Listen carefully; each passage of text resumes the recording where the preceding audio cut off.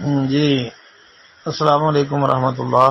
محترم بھائی نے پوسٹ بھیجی ہے جی، دو آگ کی زبانوں والا شخص، رسول اللہ صلی اللہ علیہ وسلم نے فرمایا دنیا میں دو چہروں والے شخص، دو رخ آدمی کی قیامت کے روز دو زبانیں ہوں جو آگ کی ہوں۔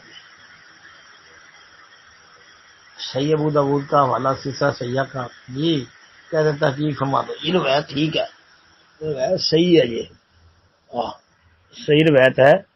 اور آپ یہ ترمذی وغیرہ کے اندر بھی، مسلم شریف کے اندر اور کتابوں میں بھی دیکھ لیں، ہم ان من شر الناس عند اللہ یوم القیامت ذی الوجہین، یہ بھی الفاظ آتے ہیں صحیح سند کے ساتھ۔ اس کے علاوہ دو زبانوں کے الفاظ بھی آتے ہیں، دو چہروں کے الفاظ بھی آتے ہیں، دونوں الفاظ اکٹھے بھی مل جائیں گے آپ کو۔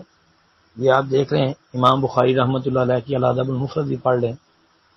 ٹھیک ہے، السلام علیکم ورحمۃ اللہ۔